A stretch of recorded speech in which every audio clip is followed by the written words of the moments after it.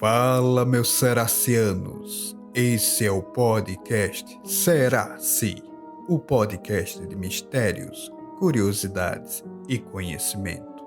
Vamos iluminar sua alma, te levar para o céu ou para o inferno. Depende da sua interpretação.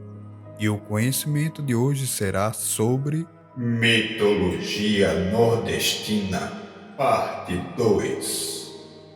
Eu sou Emerson. E eu sou o Douglas. E atendendo a pedido dos nossos ouvintes, decidimos continuar e fazer uma parte 2 da mitologia nordestina.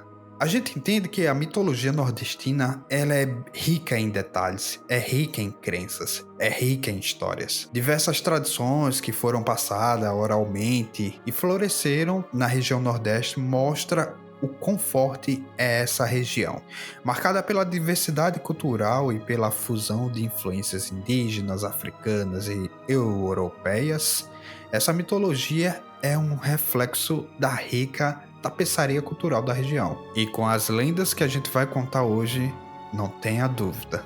Os personagens lendários, criaturas fantásticas e narrativas envolventes, a mitologia só faz oferecer uma janela única para compreender a visão do mundo relacionada ao Nordeste. Hoje, a gente vai tratar das principais lendas que são poucos conhecidas e umas até bem misteriosas. Vamos entender mais sobre essas lendas? Vamos lá?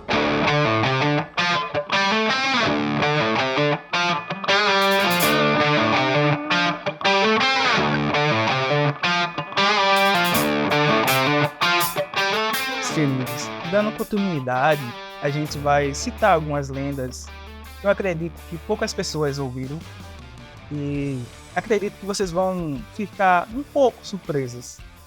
Primeiramente, a gente vai falar do Menino da Cabeça de Cuia. Na rica mitologia nordestina, existem alguns personagens lendários e muitas histórias misteriosas que refletem muito a diversidade cultural da região. Uma figura muito cativante que emerge desse rico folclore, dessa rica tradição, é o Menino da Cabeça de Cuia. Esta é uma narrativa que encapsula os elementos mágicos e fantásticos, enquanto também oferece insights sobre as crenças e os valores da população local. A gente vai explorar um pouco da história desse personagem e a sua importância dentro desse contexto mitológico nordestino. Esse Menino da Cabeça de Cuia é uma figura muito misteriosa na mitologia nordestina. A história gira em torno de um garoto que nasceu com a cabeça do tamanho de uma cuia, um recipiente de formato arredondado feito de cabaça. No entanto, essa característica física única é acompanhada por uma incrível sabedoria e poderes sobrenaturais. O Menino da Cabeça de Cuia ele é conhecido por sua capacidade de prever o futuro, curar doenças e resolver problemas complexos que afligem a sua comunidade. A narrativa muitas vezes apresenta o Menino da Cabeça de Cuia como um ser desprendido de limitações do tempo e do espaço, capaz de transitar entre diferentes dimensões da realidade. Sua cuia, além de ser parte da sua anatomia, também funciona como objeto mágico e amplifica seus poderes. Ele usa sua cabeça de cuia para guardar objetos especiais, beber água de riachos distantes e realizar efeitos extraordinários que beneficiam sua comunidade. Cara, diga aí, será que ele é um dos mutantes do X-Men? É o professor Xavier, pô. Cara, ele tem o poder de... Ele não é limitado ao espaço nem ao tempo. Ele consegue viajar em dimensões. Caramba, mano. Essa aí... Você tem que parar pra pensar o seguinte, cara, na mitologia do Nordeste tem um pivete que é capaz de prever o futuro. Olha a doidiça, já começa por aí. Viajar entre dimensões. Curar doenças, resolver problemas complexos. Pivete é uma mistura de Professor Xavier com Noturno. E outra coisa também, né? Caramba, será que ele tem um poder de teletransporte? O formato da cabeça dele é justamente pra galera, tipo, querer zoar ele, mas com tanto de poder, os caras, realmente, eu queria ser esse bicho. Queria ter uma cabeça de cuia também. Cara, e na cabeça dele dá pra guardar coisas. Imagina o tamanho da cabeça desse moleque. É o famoso cabeça de nós todos. Realmente. Ou cabeça que mamãe sofreu. Essa sofreu mesmo, viu? Bom, ao longo dos contos, o menino da cabeça de cuia é frequentemente retratado como um herói humilde, cujas ações visam ajudar os necessitados e ensinar lições importantes sobre os valores como generosidade, empatia e respeito pela natureza. Porém, meus amigos, há uma outra história sobre o menino da cabeça de cuia. Uma história mais sinistra, vamos dizer assim. Porque há várias versões dessa lenda que envolve o cabeça de cuia. E uma delas, que é muito difundida na história, é que era um jovem chamado Crispim. Um jovem pescador que morava às margens do rio Parnaíba. De família pobre, Crispim vivia sozinho com a mãe. Entretanto, adversidades por conta de escassez de peixes no rio em época de enchente, segundo essa lenda, certo dia Crispim saiu cedo para pescar, mas não teve nenhum êxito, não conseguiu pescar nada. E sua mãe, muito triste com a situação, foi na sua vizinha pedir algo para preparar um almoço para ele. Porém, a vizinha não tinha muito o que oferecer, mas ele ofereceu um osso de boi. E a sua mãe, com toda benevolência, com todo carinho, preparou uma sopa para ele, só carne e água e farinha, praticamente. O osso foi só para dar um gosto na água. E quando ele chega dessa pescaria, estressado por não ter pegado nada, ao ver que só tinha osso, água e farinha, ele ficou muito revoltado e simplesmente jogou o osso contra a mãe dele, e atingiu a cabeça dela, e ela veio a morrer. Porém, ela antes de morrer, lançou uma maldição em Crispim, o transformando num monstro. Tomado pela culpa de ter matado a sua mãe, ele, desesperado, pôs-se a correr. Enquanto corre, sua cabeça começa a crescer como uma enorme cujumba. A partir de então, ele ficaria vagando entre os dois rios que percorrem longos quilômetros e se encontram em Teresina. Sua sina é vagar 6 meses pelo rio Parnaíba e 6 meses pelo rio Ponte. Segundo a lenda, Crispim só vai ser liberto da maldição que sua mãe jogou nele se ele devorar 7 Marias virgens. Ao longo, alguns moradores de regiões ribeirinhas afirmam que o cabeça de cuia, além de procurar as virgens, assassina os banhistas do rio e tenta virar embarcações que passam por ali. Outros também asseguram que Crispim, ou o cabeça de cuia, procura as mulheres por achar que elas, na verdade, são sua mãe, que veio ao rio Parnaíba para lhe perdoar. Rapaz, eu prefiro a outra história, viu? Cara, o que é que você achou? É bem macabro, viu? Cara, é aquela coisa, não... Você acha que é tudo bonzinho até ficar só. Depois que fica só, corra. Cara, mas pensa bem. Olha, a mãe dele, antes de falecer, jogou a maldição nele. E tipo, como ele sabe que tem que comer 7 virgens e ainda chamada Maria para poder ser liberto da maldição? Cara, simplesmente a mãe dele disse assim: você vai ter que comer 7 Marias para poder se libertar. E elas têm que ser virgem. Bom, no mundo que a gente tá hoje, eu acho que tá difícil para ele, viu? Achar 7 Marias. Eu acho que ele vai ficar com essa maldição por muito. Por tempo até demais. Pois é. Agora pense aí, de herói humilde que viaja entre dimensões para um assassino de mãe, perseguidor. Caramba, qual história é a verdadeira? Ou você morre herói, ou vive muito tempo para se tornar o vilão da história.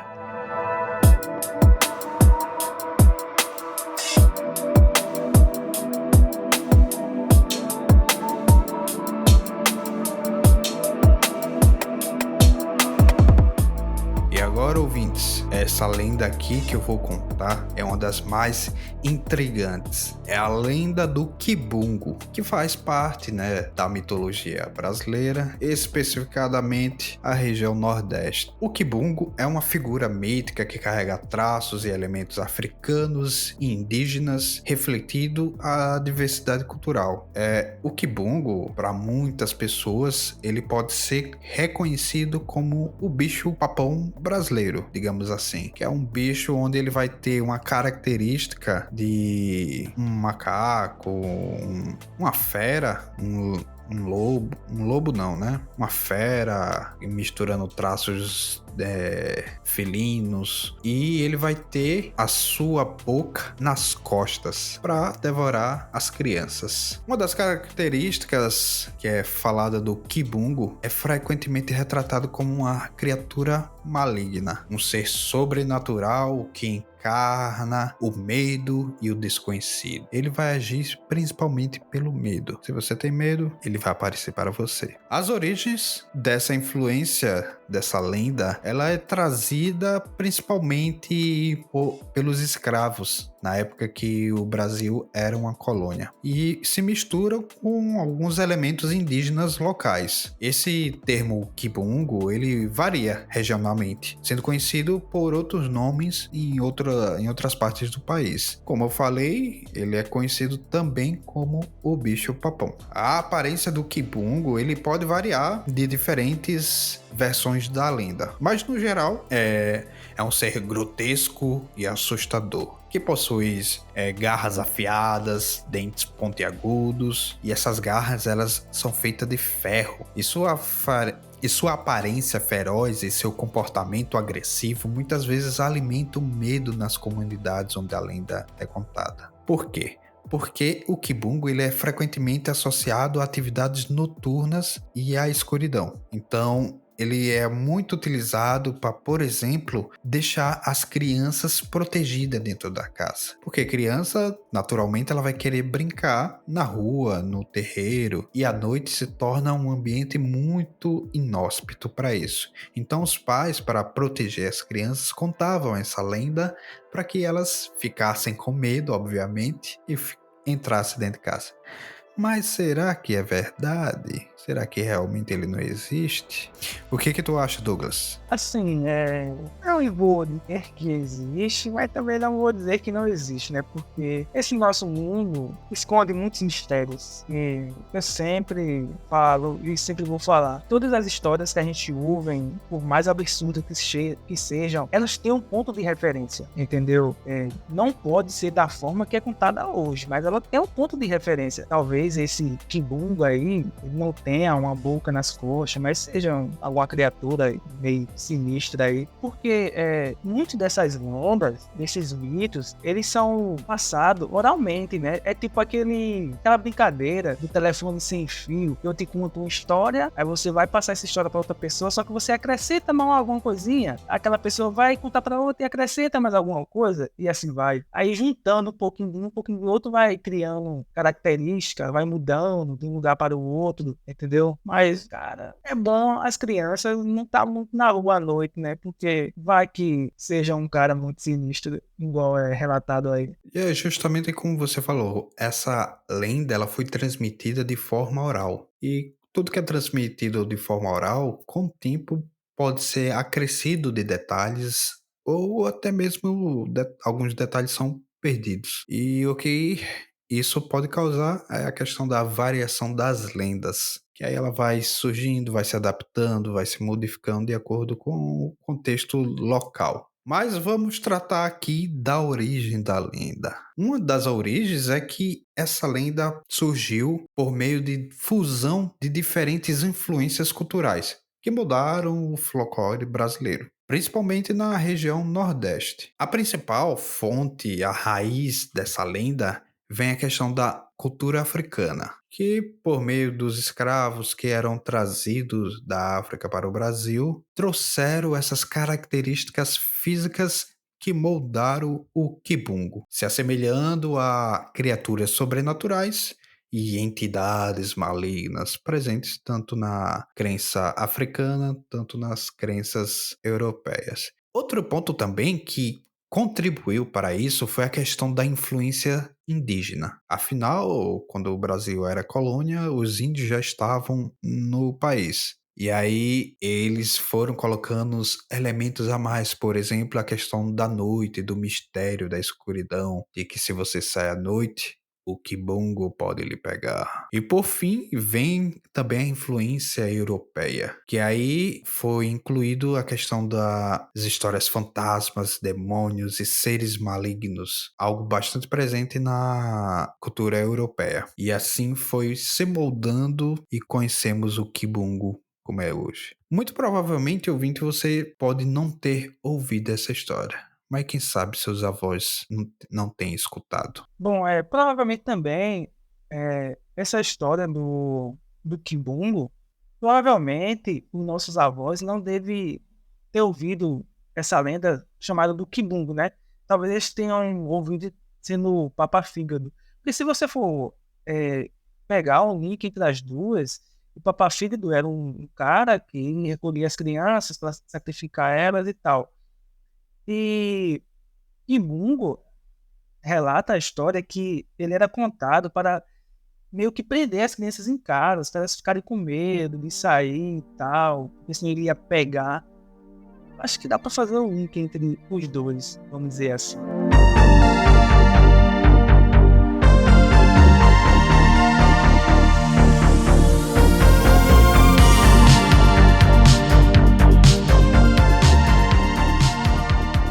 Mas agora vamos para uma que pesquisar sobre ela, eu achei ela muito linda, a história, vamos dizer assim. É sobre a cabra cabriola. Essa história, ela é muito cativante. Ela, como as outras, ela mistura muito elementos mágicos. Porém, essa tem um pouco de elementos morais também. Essa lenda, ela tem muitas raízes. Na verdade, suas raízes são muito profundamente entrelaçadas na cultura e na tradição da região do Nordeste. A lenda da cabra cabriola, ela gira em torno de uma cabra que ela tem a extraordinária habilidade de se transformar em uma linda jovem durante a noite. Durante o dia, ela é uma cabra normal, comum como qualquer outra, mas à noite ela se metamorfoseia em uma bela mulher vestida de branco. Essa transformação ocorre todas as noites, permitindo que a cabra viva uma vida dual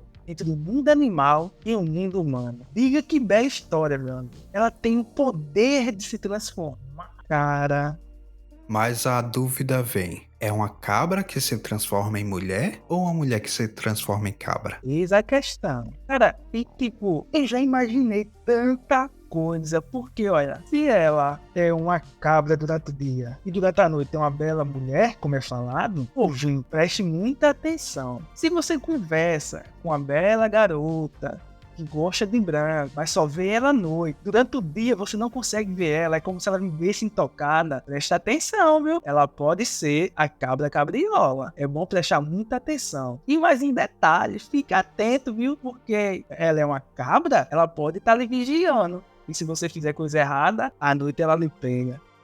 Veja o seguinte: de dia ela é uma cabra. O que uma cabra faz durante o dia, velho? Só come e dorme. Que viagem, mano. Parece muito a história da Cinderela, só que ao invés de ter sapatinhos e não poder ficar até meia-noite, ela não pode ver a luz nascer porque vira uma cabra. Cara, que viagem. Bom, essa jovem mulher, quando na verdade é uma jovem mulher ou uma jovem cabra, sei lá, mas quando ela se transforma em uma jovem mulher, ela possui um charme irresistível e atrai a atenção de muitos homens da região. No entanto, essa lenda alerta também sobre a tentação e o perigo de se envolver com seres sobrenaturais. Aqueles que se apaixonam pela cabra geralmente se encontram em situações problemáticas ou complicadas. Cara, já não basta o cara ter problema na vida, aí o cara vai arrumar que é se apaixonar por uma mulher que se transforma numa cabra. Caramba, a vida desse sujeito tá muito boa, viu? Isso me lembra o Boto Cor-de-Rosa, que aí ele se transforma em homem à noite e vai atrás das mulheres casadas. É complicado, viu? Você aí, meu jovem mancebo, que gosta de estar paquerando à noite por aí, nada, viu? Apareceu uma jovenzinha bonita, de branco, fique esperto, ela pode ser uma cabra. Você tá em busca de uma mulher. Ah, eu quero um relacionamento. eu quero uma mulher, tô muito só. E aí do nada encontra uma mulher de branco, irresistível, lhe dando atenção. Se eu fosse você, corria dela, viu? Vai que seja uma cabra. Bom, essa lenda, ela também carrega uma lição moral sobre a importância de reconhecer as consequências de nossas ações e de não ser enganado pelas aparências. A história também relata os perigos de ceder à tentação e se deixar levar por desejos impossíveis. Além disso, a dualidade da cabra e da mulher simboliza a complexidade da natureza humana e a ligação entre o mundo animal e o espiritual. Caramba, profundo, hein? Profundo, viu? Então cuidado, galera. Se você tá ali, tipo, poxa, aquela mulher ali dando mole, será que eu vou nela? Não. Muito cuidado, senão você pode estar pegando uma cabra. Meu querido jovem mancebo, você que gosta de paquerar demais, a cabra cabriola, não se esqueça, viu? Ela é uma jovem muito bonita. Agora pense bem a surpresa que você pode ter. Você vai conquistar ela, ou ela lhe conquista, né?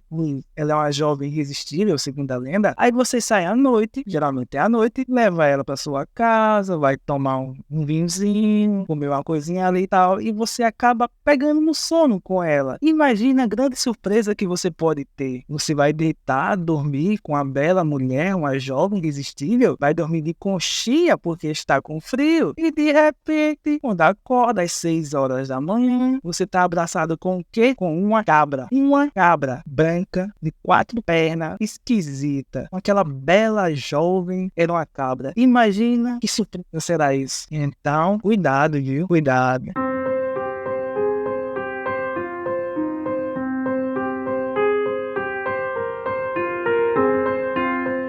E agora, ouvintes, a próxima lenda que eu vou contar a vocês é a lenda da Alamoa. Dentre essas e diversas lendas que é contada no folclore brasileiro, principalmente na região Nordeste, essa envolve um elemento sobrenatural e bem misterioso. É que o elemento central dessa lenda é uma mulher fantasmagórica que desperta tanto fascínio quanto medo.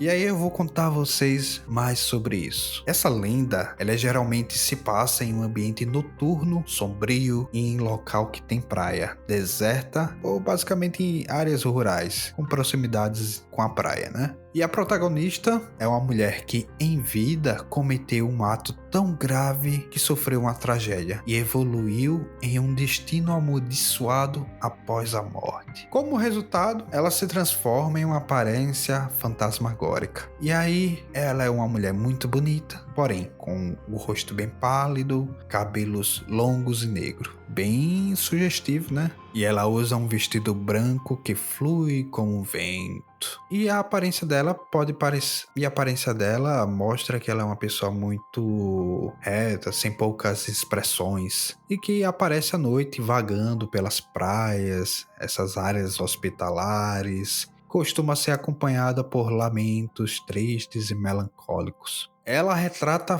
principalmente a tristeza e a solidão, assim como a busca pela rendição e descanso. Basicamente, ouvinte, ela mostra-se ser uma daquelas histórias que muitas vezes a gente não consegue acreditar, no sentido que você sabe que conhece alguém que contou uma história de que estava em uma localidade e encontrou uma pessoa triste, que estava chorando, que estava meio desamparada, e ela conta a história e depois desaparece, você nunca mais a vê. E quando você pergunta a outra pessoa se a viu aquela mulher, aquela pessoa triste, ninguém nunca tem relato. É apenas algo que aconteceu entre você e essa pessoa. E aí, Douglas, você já ouviu alguma história assim, do tipo que aconteceu com a pessoa e que quando ela foi confirmar com outras, na verdade nunca existiu? E já ouvi muitos relatos também de pessoas que moram em sítios, tá nas suas casas, na janela, e de repente olhar assim para o horizonte e ver uma mulher de cabelos longos, um vestido branco, e fixar um olhar ali por um certo tempo, e de repente, quando olha para um lado e que volta a olhar, a pessoa não está lá mais. Será que é ela? Será que é a Lamoa? Alguém por aí. Agora, é uma história um pouco triste, né, cara? Eu achei um pouco triste a história dela, porque ela vive vagando, buscando uma redenção de algo que talvez ela não tenha feito, a gente não sabe, né? Será assim?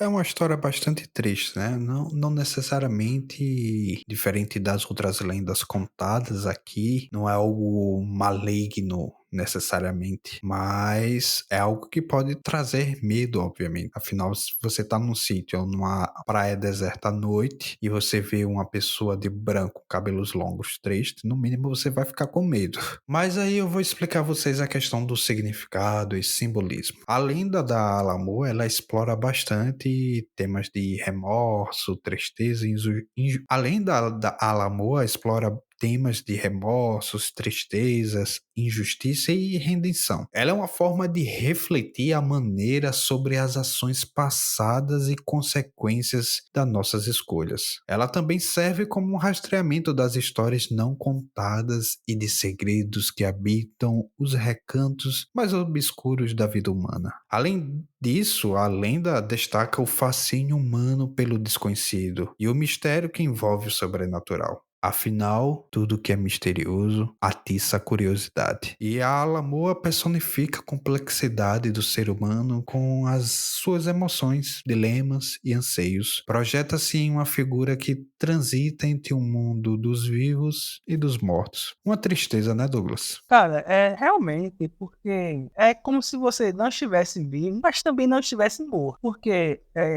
a gente, quem tem uma crença, quem acredita em Deus ou em algo, quem acredita que existe um além da vida aqui, que existe um pós-morte, quando a gente morre, a nossa alma vai para algum lugar. Se você acredita nisso, mas você acaba morrendo e não vai para nenhum lugar, nem para o céu, para o inferno, ou seja lá onde for, em outras religiões, você vai ficar vagando, cara. Tipo, entre os dois planos e não tem um descanso ou local exato. Você fica perdido, sem rumo, sem norte, sem um guia, sem direção. É triste. A história da Alamoa, para mim, é uma história triste. É uma história de pessoas que, após a morte, não vai ter aquele descanso. É como se fosse um pagamento ou uma maldição por as coisas que você fez aqui e você simplesmente está sendo recompensado pelos seus atos e a recompensa é ficar vagando sem saber, sem ter destino. É triste, cara. É triste, mas eu não queria encontrar ela não, viu? Fique pra lá, é melhor. Fique lá no seu cantinho lá chorando, que uma hora passa.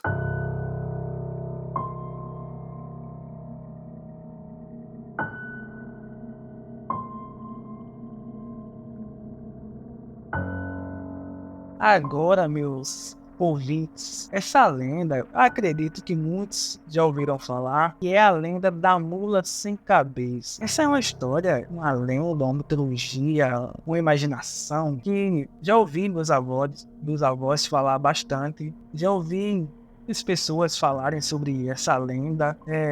Eu acho ela fascinante, mas o porquê da mula sem cabeça? Eu vou tentar explicar, vou mostrar um pouco como essa lenda surgiu e o porquê acontece ser uma mula sem cabeça. Essa lenda é uma das mais conhecidas do folclore brasileiro. Ela faz parte de diversas histórias e mitos transmitidos de geração em geração. Acredito que vocês, ouvintes, se já foram para uma região do interior, seja ela em qualquer lugar, e sentou para conversar com seus avós, provavelmente vocês já ouviram a história da mula sem cabeça. Agora, por que a mula sem cabeça? O que é a mula sem cabeça? A lenda da mula sem cabeça, ela é uma história de uma mulher amaldiçoada. Ela é frequentemente associada a uma pecadora ou uma mulher que tinha relação com o padre. A maldição transforma essa mulher em uma criatura monstruosa, uma mula com fogo saindo do pescoço, galopando pela noite. A característica mais marcante da mula é que ela não possui cabeça, apenas um pescoço com chamas. É interessante, cara, que eu ouvindo também, pensando, porque se ela tem relações com o padre, como relata um pouco também, porque só ela foi amaldiçoada. Não parou pra pensar, meu amigo? Verdade, né? E o padre que pecou contra a castidade, pecou contra o celibato, o que aconteceu com ele? Ele também deveria virar uma mula sem cabeça. Essa maldição, ela tentam explicar ela como uma punição por relações amorosas proibidas ou comportamento moralmente reprovados. A mula, incapaz de encontrar a paz, é condenada a vagar pelas estradas desertas e mata durante a noite, assombrando viajantes, causando medo,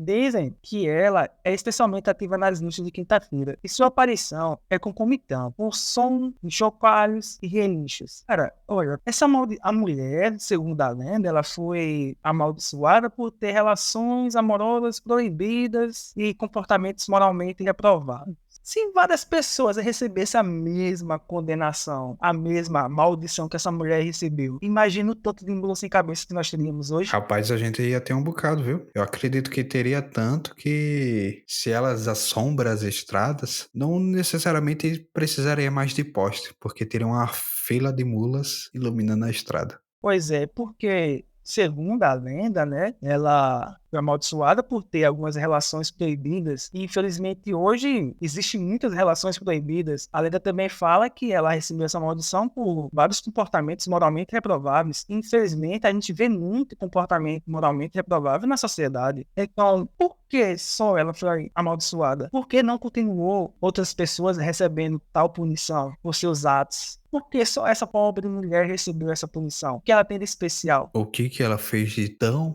ruim assim que mereceu virar uma mula sem cabeça? Pois é. Bom, há várias variações regionais dessa lenda, com diferentes detalhes sobre como a maldição foi lançada e como a mula é eventualmente libertada de sua condição. Em algumas versões, a maldição só pode ser quebrada por um padre ou por um homem santo, enquanto em outras versões, o feitiço pode ser quebrado por meio de rituais específicos. Essa lenda é passada de geração em geração, sendo contada em festas populares, horas de conversa e em outras situações sociais. Além disso, ela influenciou muito a cultura brasileira de diversas maneiras, aparecendo na literatura, música, cinema e outras formas de expressão artística. Bom, cara, agora pensa aí, ela pode ser libertada dessa maldição se ela encontrar um homem chato ou por um padre.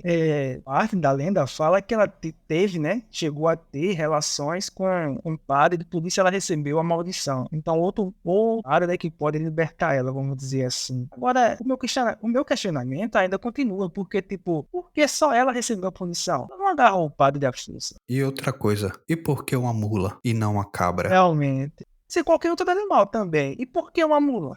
E por que uma mula sem cabeça? Uma mula sem cabeça com fogo saindo no lugar da cabeça ter fogo. E é isso. Essa é uma lenda, é um conto. Assim, essa é uma lenda muito interessante, é uma lenda muito contada, como foi dito. Porém, eu acredito que ela vai influenciar muito mais a nossa cultura brasileira, porque você pode conversar com qualquer pessoa 50 anos atrás, vamos dizer assim, pergunta ela se ela já ouviu a mula sem cabeça. Elas vão dizer que já ouvi. E isso faz parte da nossa história. Isso nos torna diferente de outras regiões. A nossa mitologia são mais cheias de emoções, vamos dizer assim.